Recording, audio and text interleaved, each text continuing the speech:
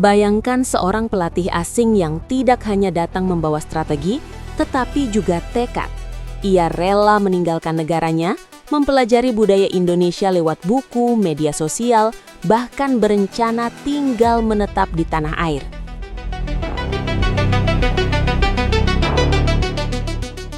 Bukan demi popularitas, bukan demi kontrak singkat, tetapi demi satu mimpi besar, membawa timnas Indonesia ke level dunia.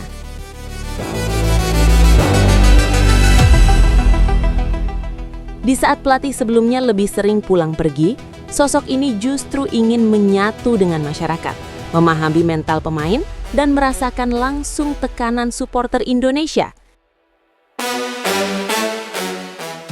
Media Kanada sampai ikut angkat bicara. Pertanyaannya, apakah ini awal kebangkitan Garuda atau hanya harapan yang kembali patah? Mari kita bahas secara tuntas.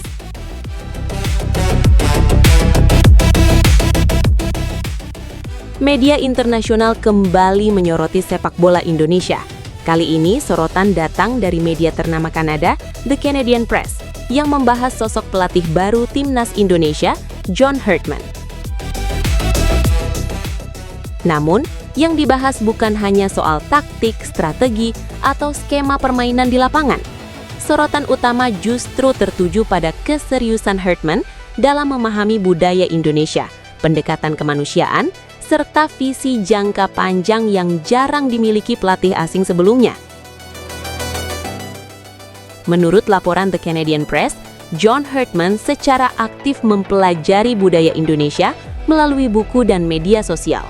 Ia menyadari bahwa budaya Indonesia sangat berbeda dengan budaya Kanada, negara yang pernah ia bawa lolos ke Piala Dunia setelah penantian selama 36 tahun. Namun, justru perbedaan itulah yang membuat Herdman tertantang. Baginya, sepak bola bukan hanya soal menang dan kalah, tetapi tentang identitas, emosi, dan cara berpikir sebuah bangsa.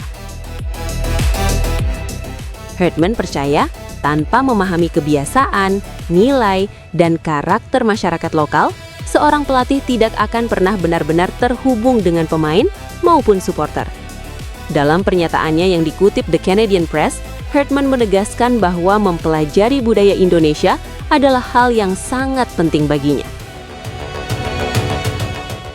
Pernyataan ini langsung menarik perhatian publik. Pasalnya, jarang ada pelatih asing yang secara terbuka menyatakan keinginan untuk mendalami budaya Indonesia, bukan hanya fokus pada aspek teknis. Herdman bahkan menegaskan bahwa memahami adat istiadat dan karakter masyarakat Indonesia adalah kunci untuk membangun koneksi yang kuat dengan tim.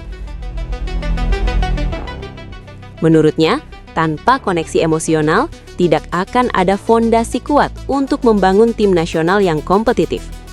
Keseriusan Herdman semakin terlihat ketika ia memutuskan tinggal di Indonesia, bukan sekadar datang saat pertandingan atau pemusatan latihan, tetapi benar-benar menetap dan menjalani kehidupan sehari-hari di tanah air.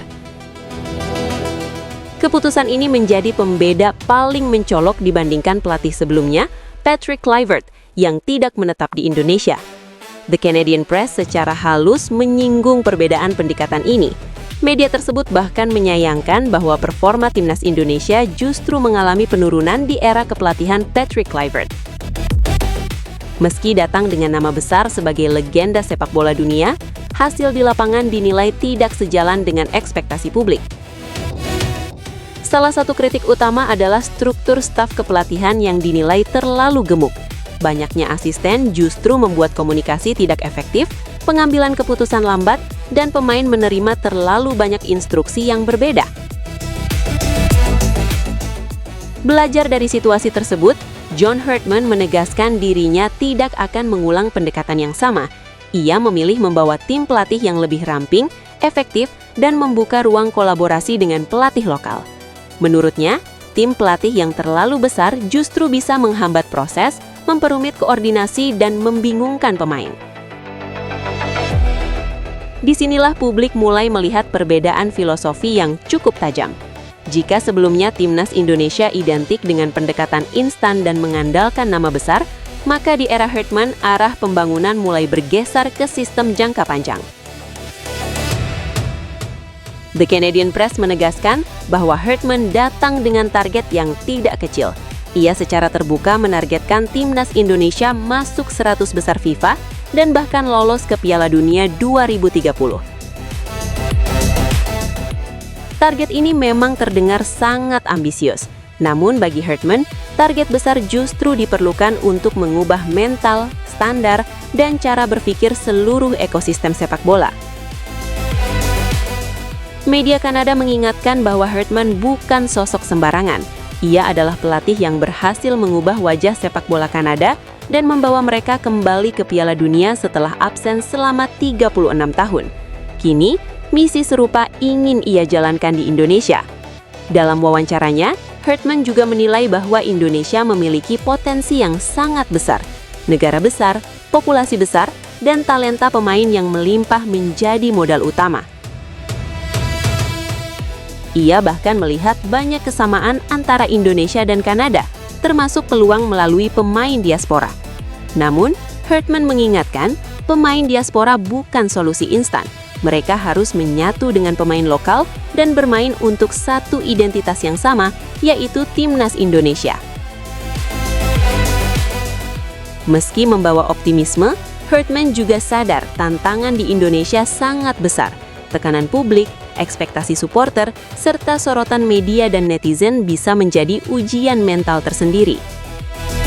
Berbeda dengan Kanada yang berkembang relatif tenang, di Indonesia satu hasil buruk saja bisa memicu kritik besar. Karena itu, Hartman memilih mendekatkan diri pada budaya dan masyarakat sejak awal. Ia tidak ingin datang sebagai sosok yang merasa paling tahu, tetapi sebagai pembelajar. Ia ingin memahami mengapa sepak bola begitu emosional bagi masyarakat Indonesia dan mengapa timnas bisa menyatukan jutaan orang. Media Kanada menilai pendekatan ini sebagai langkah yang cerdas. Namun mereka juga mengingatkan bahwa kesuksesan tidak datang dalam semalam. Dibutuhkan waktu, kesabaran, dan konsistensi. Pertanyaannya sekarang, apakah sepak bola Indonesia siap memberi waktu kepada John Hartman? Saat ini sepak bola Indonesia berada di persimpangan jalan. Ada harapan besar dengan hadirnya pelatih yang serius dan berkomitmen, tetapi juga ada trauma masa lalu akibat proyek-proyek besar yang berakhir tanpa hasil. John Hartman telah menunjukkan niat dan keseriusannya. Tinggal di Indonesia, mempelajari budaya, tidak membawa staf berlebihan, serta memasang target jangka panjang.